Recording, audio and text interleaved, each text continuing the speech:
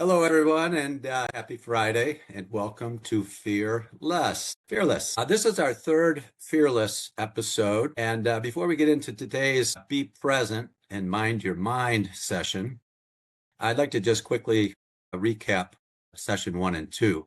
So we kicked off with session 1, which was, in a word, all about assumptions and just how powerful assumptions are in our lives. And we're making assumptions essentially all the time, because no one can really predict the future. So the best we can do is assume what the next day might look like or what the next hour might look like. And if that assumption is negative in any kind of way, doubtful, worrisome, that's what triggers fear. Fear comes from assumption. We assume something might go wrong. We assume we might fail. So there's that fear of failure, the fear of doing something stupid, but it's all an illusion. So in Fearless, we want to not necessarily eliminate fear. It's instinctive, if you will, as a human, but manage it more effectively. And what am I really afraid of, and why? So in the first session, we examined assumptions. And what assumptions am I making about myself, my potential, my future, my relationships, all kinds of things like that? What are my assumptions all about? And assumptions are powerful. We did a little exercise to uncover that. And in the second session, we talked about vision just a bit. What is your vision 5 years out? And I encouraged you to stretch. Define exactly what you look like, what you feel like, what you're doing, who you're with in terms of relationships, your bank account, so to speak. What is your ideal 5 years out? And then if there's any hint of resistance, oh, I could never do that, John. I mean, really? I'm not capable. I'm not worthy. What you've just done is uncovered the very reason why you're not more successful. It's doubt. So one of my fuel courses is actually called Beyond Doubt, 4 Steps to Inner Peace. And it's based on my award-winning book, Beyond Doubt, 4 Steps to Inner Peace. In 2010, awarded the most inspirational book of the year in Canada, out of Toronto, a critical all books review. And in that book, we address these 4 steps. And in the course, I addressed the 4 steps. And the first step is something we're going to work on today a little bit. And it's called Let Be.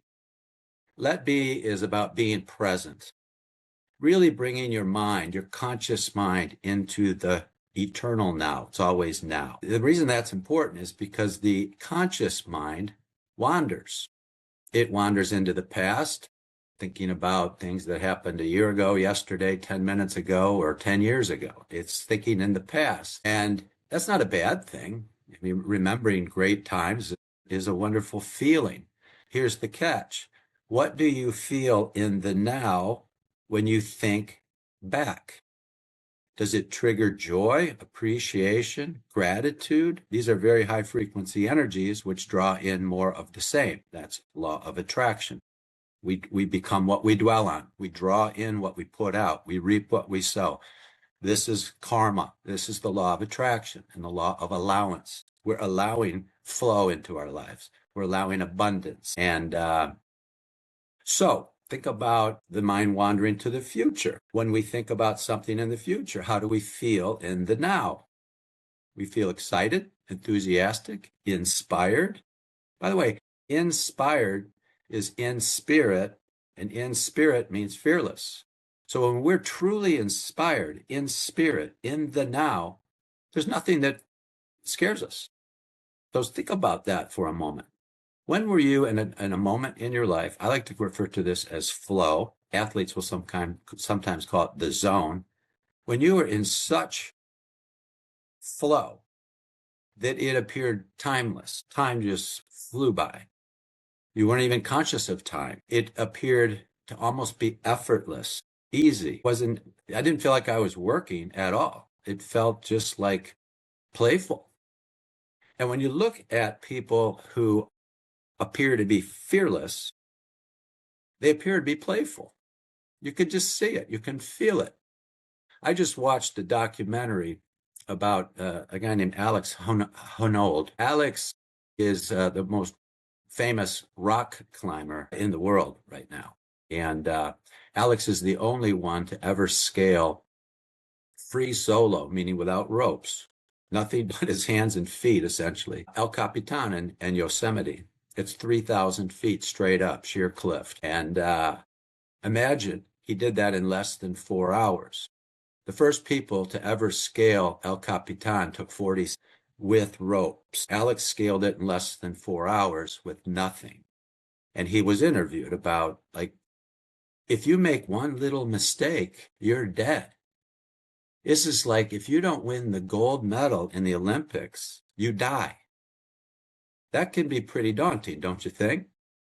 So how does he do it? How do any of us overcome that assumption that we're going to screw up?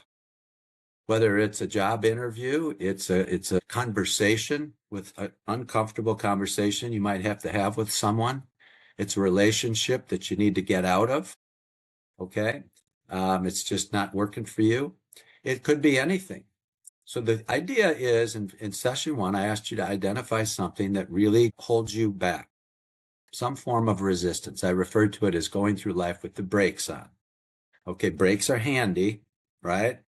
But you don't want to drive all over the place with the brakes on all the time. It's simply not efficient, and it's in fact dangerous. So where in your life do you feel some form of resistance? And to help you with that, draw that vision of the future and stretch, because you have infinite potential. We all do. Draw that picture, and it should feel enthusiastic and inspiring and wow. Okay, it really stretch yourself. But then the real key is to now step back into the present and say, how do I feel about that vision? And if I feel any resistance, any doubt, I need to know why. So we've also talked a little bit in session 1 and 2 about root cause analysis. I perform root cause analysis with companies all over the world to get down to what I'll call leverage points, deep root causes. So a change at a leverage point level, in this case, a change at the mind level, can change all kinds of things, because basically fear and everything else in the ego mind is changeable. So the ego mind, which would have you think you're it, that you're the ego, that's the small s self. The ego system, thought system or mindset, is fear-based. It's fear-based. So if you ever feel fear about anything, you're not present. That's a clue. You're in that ego mindset, which is also dualistic. The ego cannot think in terms of unity, true win-win. It doesn't think that way. The ego thought system is win-lose, us, them, right, wrong, good, bad. It separates everything. It separates you and me. Our true self, our higher self, capital S self, doesn't think that way. Our true self is fearless. It's spirit. It's in spirit.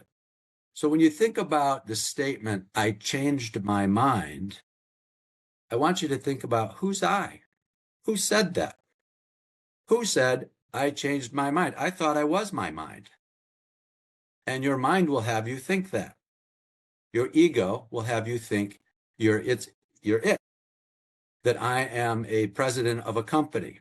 I am a husband. I am a man. I am a consultant. I am an actor, a musician. And those are labels. That's not really who you are. That's a role you play. And so when you start to think about, how do I know if I'm present? Well, one clue is I don't feel fear. I don't even feel time. Think about it another way. A golfer, a great golfer, when they step up to shoot the ball, to hit the ball, they're not thinking about the past, good or bad. They're not thinking about the future, other than the ball's going to go in the hole or as close to the hole as possible. They're not thinking about duffing or hitting it into the sand trap We're hitting it out of bounds, playing golf sometimes like I do. And I actually don't play that much golf, but I used to. And that doubt that creeps in, that doubt that creeps into the mind that we allow fear and illusion and doubt to creep into the mind, and then we manifest it over and over and over again. So the real secret to fearlessness is to take command over your mind, what I like to call mind your mind, meaning the I who changed the mind is the king or queen of the kingdom. Okay? The tail isn't wagging the dog like a lot of us allow it to. We're in charge. So we can decide, I'm going to scale this mountain because it's in my soul. It's just what I'm here to do. We all have a reason for being here. And when we uncover what that reason is and we pursue that with passion and inspiration and a degree of fearlessness, life is amazing. Life is truly amazing. But if we have the brakes on and we're full of doubt, we're full of caution, we're too cautious, we never ever get anywhere near what we're capable of. And we just settle. And, that's life. And then we start making excuses. I'm too old, I'm too young, I don't have enough schooling, I can't do that, I'm not worthy. These deep programmings buried in the unconscious or subconscious mind. And I've talked about in some of the earlier lessons how most of those programs that we run on, autopilot, if you will, are downloaded into our mind by the age of 6, most of the programming. And until we uncover what programs we're running on, many of those fear-based dualistic ego programs, until we uncover those and delete them, change them, transform them, transcend them. I am worthy. I am deserving. I am capable. I am full of life. I have real potential. I am going to do this. And when we have those programs running, amazing things happen. Now, let's take it back to practical for a minute. Let's say you're facing a difficult conversation that you have to have with someone, or you're facing a situation where let's say it's financial, and you have doubt about your finances in some way, or it's career oriented. You're anxious about your career. Maybe you're running for a position or interviewing for a position, and you have doubts about getting the job or winning the position. Whatever you have, why? Let's do the why. And we uncover ego thinking, because if we're fearful, we're in the ego mindset. So we uncover the ego. Why? And so why are we thinking that way? It might be because we don't know any better. It's automatic. It's a habit. The subconscious mind's often called the habitual mind. So well, I've always done it this way. I don't realize that I have the power to change that. So I'm going to introduce a tool. We use this in business all the time around significant changes. It's a change mastery tool, if you will, called FMEA. FMEA. And it stands for failure mode and effects analysis. Failure mode and effects analysis. So if we're building a bridge or a rocket ship, or we're about to make any kind of a change, it's an engineering tool, any kind of a change in our life, we do an FMEA before we scale that El Capitan. Let's ask what could go wrong. So FMEAs start with failure modes. What could go wrong? What could go wrong if I have this conversation? What could go wrong if I get this position or don't get this position? What could go wrong if I don't pay my bills on time? What could go wrong that's triggering your fear? That's step one, is what could go wrong? Then we ask, well, how serious is that? Is somebody going to prison? Is somebody going to die? How serious is it? And in a true FMEA, you rank these from like 1 to 5. 5 is basically saying someone's going to die. That's super serious. The engine's going to fall off the airplane. The rocket ship's going to blow up. The bridge is going to collapse. Something serious is going to happen. A 1 is, you know what, it's not major, it's minor. So we start with that. How severe? And then we look at, well, how likely is it to happen? super likely. So it's, this is, or is this something that's happening all the time? It's a recurring failure. Okay, that's significant because that adds to the risk. And the third component is detection. If it happens, how soon will I know? Can this not get creeped by? And you read sometimes about recalls in industries where something got sold and it needs to be recalled because it was discovered there was something wrong with it. So that's late detection. Early detection is that we're going to know the instant it happens. If we fall off the cliff, we're going to know pretty quick on our way down, so to speak, right? So, how likely is it to happen? How serious is it if it does happen? And how soon will we know? That's a formal FMEA. A simpler version is just to say, what could go wrong if I make this decision, if I make this change? What's the risk? How serious? How likely? What's the detection going to look like? And then a key here, too, is to say, what's the cause of that? What would be the cause of that happening? And so to the best of our ability, we don't ignore fear. We don't resist fear, because anything we resist, we make stronger. We temporarily give our attention to fear. We want to be careful with that, because anything we give our attention to, we give energy to, we give strength to. So we don't want to be paying attention to something dangerous or an illness or a disease of some sort. The more we think about that, the stronger it grows. So it's critically mindful for somebody who's not feeling well, sick, or been told bad news by a doctor, to not think about that. And that's tough, because how do I not think about what the doctor just told me? Easy. You change the channel. You think about something else. That's mindfulness. That's minding the mind. That's being present. Because by letting go of the fear, by letting go of the attention to anything negative, we open up to the natural flow of life, true source, capital S self. We wake up to our higher self, and we leave all that fear and ego behind. Okay, so the FMEA is a tool to help us identify things that could go wrong. And the thing about Alex scaling El Capitan is he didn't just go out and wing it. He actually spent years mapping the wall, mapping the cliff, every little detail, visualizing himself, placing hands and feet, again, with no ropes, to scale that mountain. So it wasn't something he just winged. Okay, so when we think about a change we're going to make, a conversation we're going to have with somebody, an interview that we're going to go into, a speech we're going to get up on stage and give, we don't wing it. We use our minds in a creative way. Remember, we command our minds, not the other way around. So what are we going to visualize? We're going to visualize ourselves successful, visualize ourselves performing at a peak level. Okay, we're going to visualize, if we're a golfer, a perfect shot. Now, that may or may not happen, right? But that vision is critically important to how we feel in the present, which is the only time that matters. And how we feel in the present draws more of like energy in.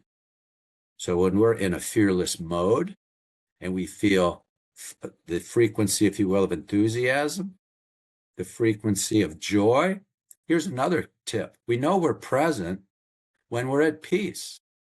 There's all kinds of chaos going on around us. Just turn the news on. There's all kinds of conflict in the world. We put our attention on that, we're not at peace. So you know you're present when you're at peace and you feel joyful and you feel grateful and you're not worried essentially about anything. That's also referred to as detachment. It's an ancient spiritual law, universal law. And when we detach, we live fearlessly, because when we attach to anything, we live in perpetual fear of losing it. Whether it's a job, a house, a spouse, a child, anything we attach our happiness and joy to leads to fear. Okay? That doesn't mean you don't love your job and you don't love your house and you don't love your spouse and your children. That doesn't mean that at all. So let's be real clear. Loving without attachment is much deeper than loving with attachment. The ego attaches. Spirit does not. The ego thinks in terms of comparison. I'm better or I'm worse than someone else. Spirit doesn't think that way. Spirit is humble. There's no one better. There's no one worse. I'm not above or beneath anyone. I'm fearless. I'm free. I'm at peace. I'm joyful. I appreciate every breath. I'm mindful of my breathing. I'm mindful of the world around me. So then sometimes people say, well, how do I get more present? There's no question my mind wanders all over the place. I mean, I've tried meditation techniques. I've tried all kinds of things. And wow, my mind is like, the Buddhists call it monkey brain. It's just like all over the place. How do I train my mind to be more present? And the key word there is training. How does an athlete get great enough to go to the Olympics or to play professionally? They train, right? How does anybody get really good at anything? They practice. They practice and they prepare and they train. So whether it's a speech you're about to give, it's a shot you're about to hit in golf, it's a surgery you're about to conduct on a patient, anything you do for a living, or anything you just do outside of work, how do you prepare for it? How do you practice it? In my case, I practice meditation every day. I like to start the day centered, at peace, with very positive I am affirmations. So stop and think about how you would fill in the blank after the words I am. And not just one I am, 20 I ams. I am what? And be brutally honest, because you cannot fake fearlessness. You cannot fake authenticity. You are either honest and authentic and integrist and genuine, or you're faking it. You can't fake the universe, so to speak, all right? Whatever you put out energetically is coming back. So if you see a chaotic world, but you pretend like it's not, it's what you see and feel that communicates with the world around you. It's not what you think, okay, in terms of pretense. So I'm talking about authenticity here, okay? True fearlessness is authentic. It's not faked. When Alex scaled El Capitan, he wasn't faking it. He wasn't pretending not to be afraid. No, it's terrifying to do something like that. So think about something now that you're hesitant about. This is your exercise. Something that you're worried about, something you're anxious about. Again, it could be job related, relationship related. You know, you got some big deal coming up. You're worried about one of your kids is not feeling well, or the doctor's giving you bad news. It could be anything, right? Think about whatever that is. Recognize, like we talked about in session 2, that the root cause is the mind. It's the programming, conscious and subconscious programming. It's our replay, our autopilot. And so the way out is to change the mind, to reprogram it. Here's something Dr. Joe Dispenza said that I love, and I love Dr. Joe's teachings and work. He said, what fires together, wires together. He's talking about the brain. What fires together, wires together. So what fires, he's talking about neurons, brain cells. And when we trigger certain thoughts, we're triggering brain activity, right? So what are we thinking long enough, repeatedly, that then becomes a belief? Anything we think about long enough actually starts to wire together as a belief. So we believe certain religions, we believe certain politics, we believe certain things about our capabilities, we believe certain things about the world around us. Why? Because we've been focusing on it for a long time. We believe certain things are terrifying when to others they're not. This is the programming I'm talking about. What fires together, wires together.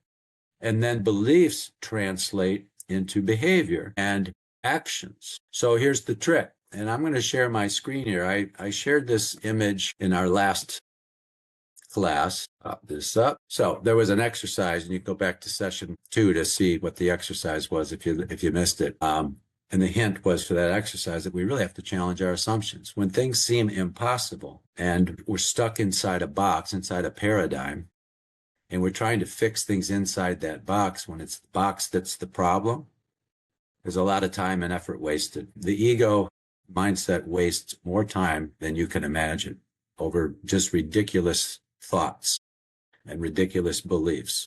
But if that's the way we run our lives, that's the way we run our lives.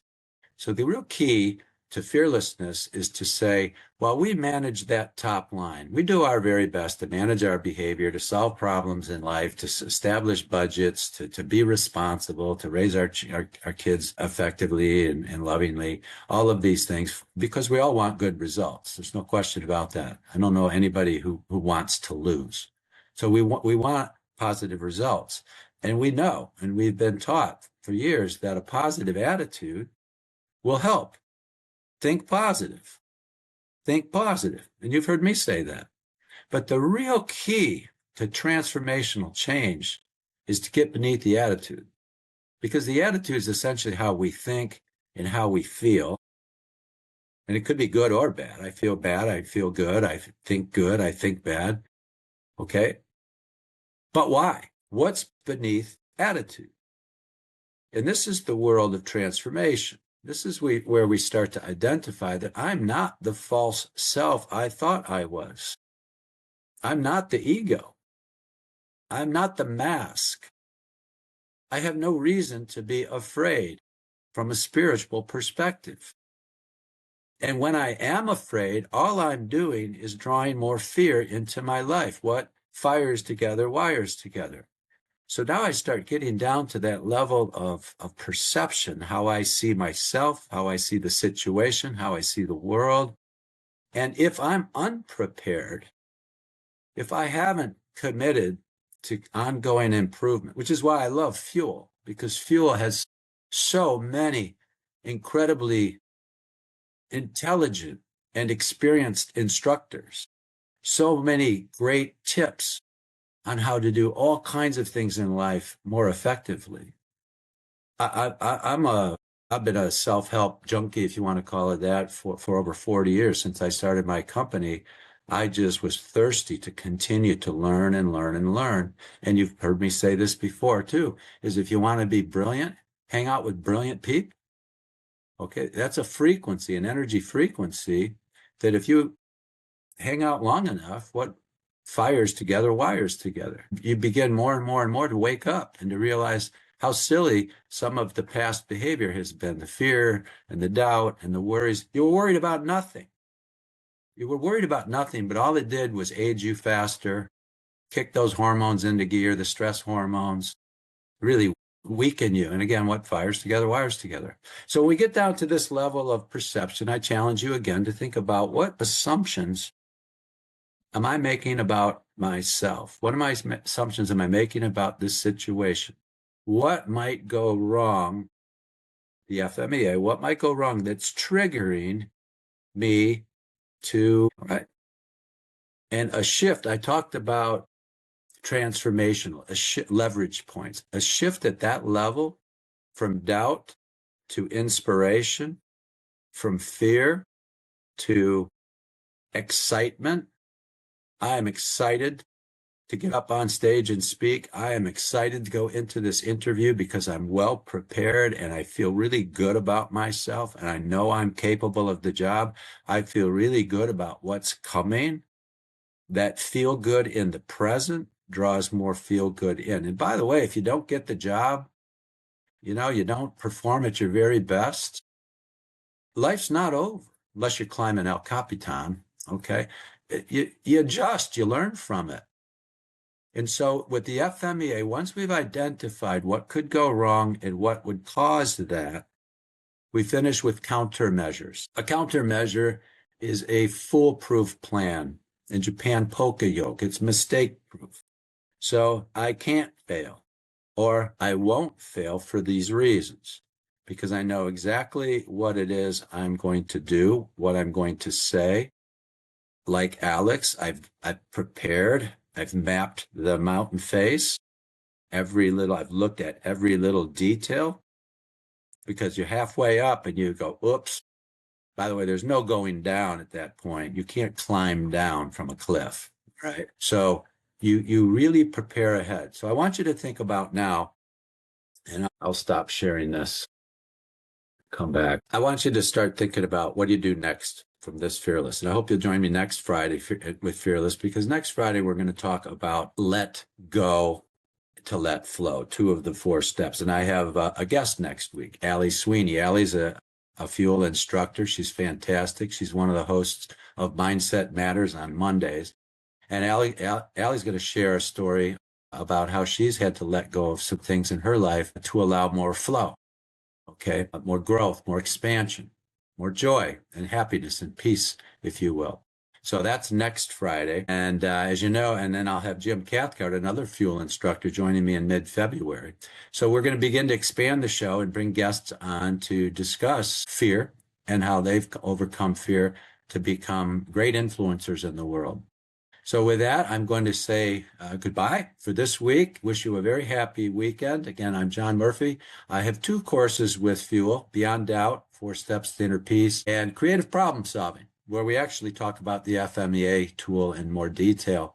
And I invite you to take a look at that. You can also visit me on social media and on YouTube. I've got a couple hundred short clips that you might find very helpful.